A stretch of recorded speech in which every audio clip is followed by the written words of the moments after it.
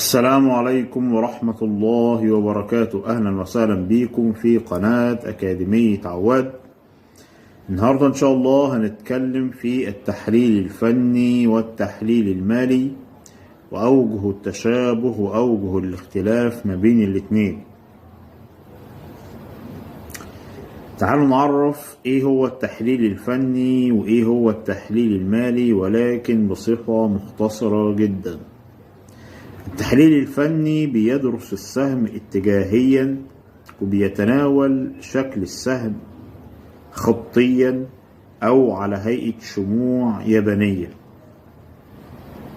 ومن خلال الأشكال دي بناخد قرارات بالبيع أو الشراء. أيضا بيتناول مناطق الدعوم ومناطق المقاومات، ومن خلالها طبعا زي ما احنا عرفنا قبل